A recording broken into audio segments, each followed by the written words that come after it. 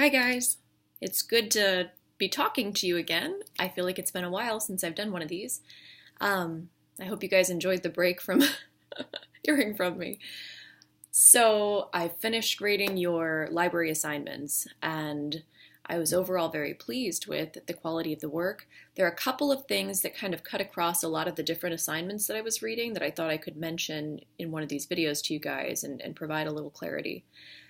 The citations that you all are using. So the APA formatting, you all were trying to apply it in most cases, and that was great.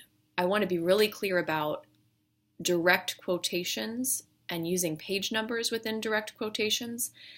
So if you are reading an article and they're making, some eloquent point that you think needs to be quoted, because really you want to reserve your quotations from other people's work for when you actually need to use their words.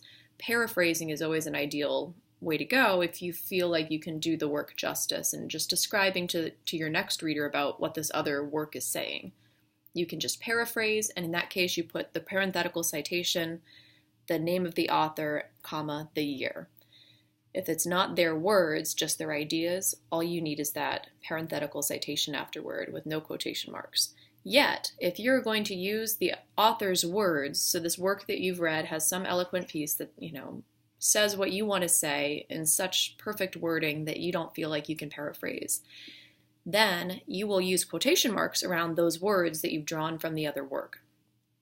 And then after the quotation marks, parenthetical citation should read the author's name, comma, the year, comma, page number, wherever that information was taken from. So that was a point that I think a lot of people were missing, and I want to be pretty serious about communicating this to you guys, because depending on who you're going to be working with in the program and who your instructors are in the future, this is serious. You don't want to inadvertently use somebody else's work. That's a violation of the Academic Honor Code. And I didn't get the impression when reading your papers that anybody was trying to use other people's words as if they were their own. So I'm not trying to be serious about it at this point in terms of, reports or any of that stuff. Yet, if you are using direct quotations from other people's work, you must have quotation marks. You must have a page number. Definitely the quotation marks, to signal to people that these are not your words, these are somebody else's words, and then you provide information about whose words these are.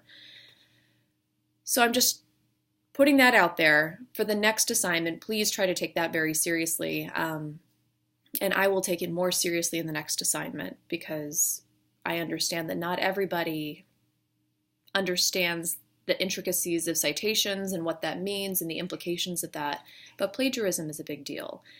And if you don't provide those quotation marks around information that you've taken, words that you've taken from other authors, it's plagiarism. And you don't want that. That's not why you're here. You're here to develop your own ideas and your own thinking around these issues, and using other people's words and thoughts to inform your own thinking is perfectly fine, and that's part of why you're here. But just be very clear in your writing that you know these are other people's words, and that the reader can then know those are other people's words. I hope that all makes sense.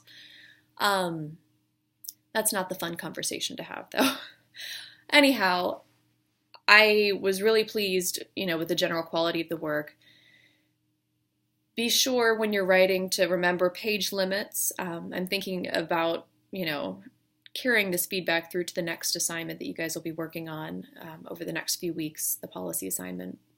So when those page limits are put in, it's not necessarily for my grading, ease or anything like that, but in the real world, you will not have infinite numbers of pages in which to express your ideas.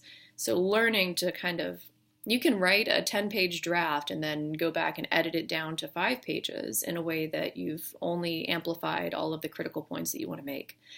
And that's sometimes a good strategy. It just depends on what works for you. But recognizing that page limits are in place so that your writing can be most concise and succinct, and that your reader can best understand what you're trying to say. So thinking about that for the next assignment, because some of us weren't necessarily hitting those page marks.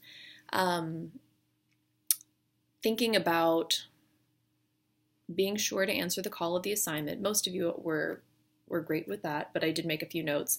I'm hoping that you guys will be able to see the notes that I made on your papers. I provided the rubric and my scoring mechanism within the grade in the grade center under the notes with the grade, if that makes sense. I don't know what that's called in Blackboard.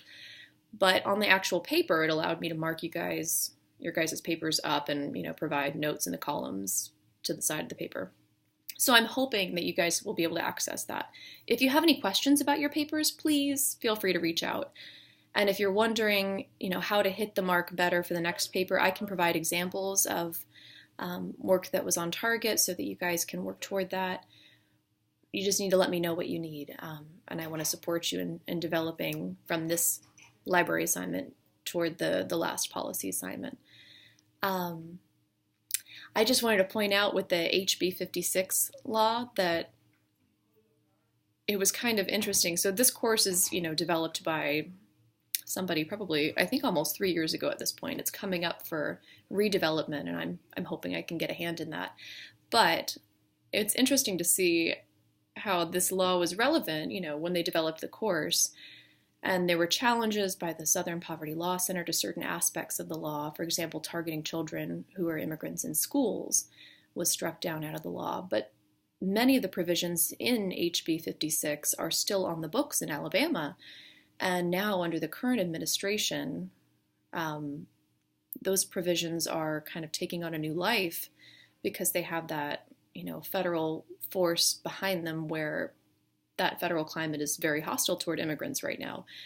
So having that law on the books could be problematic for our state, and it seems to be playing out in that way as there have been more targeted police stops based on the color of people's skin here and supported by that law, targeting people who may or may not be immigrants, but under the auspice that they might need to be deported.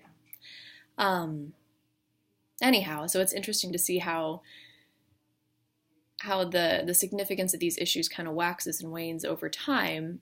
And right now we're in a time period where all of these issues are very important to pay attention to.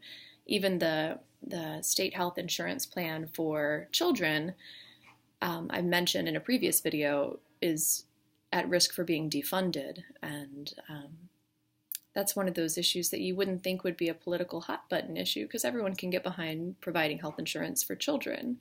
Yet, sometimes children are marginalized because they don't vote. So anyhow, things that you guys should have on your radar going forward. We as social workers have to be attuned to these things as they're affecting our clients and our ability to work with our clients. So laying it out there. Anyhow, I'm excited to get back into the discussion boards this week. I know you guys had a week off.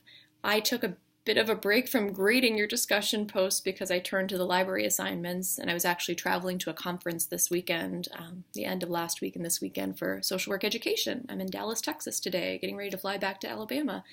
But I will get those discussion boards from, I guess, a week and a half ago at this point. I'll get those graded and get your feedback up in the next 2 days. And we'll just pick up where we left off and keep going with this. Please reach out to me, though, if you do have questions about the feedback on this past assignment. I would like to talk with people or, provide helpful guidance if that would be useful to you. All right, I hope everyone's doing well, and I'll look forward to talking to you guys soon on the discussion board. Bye.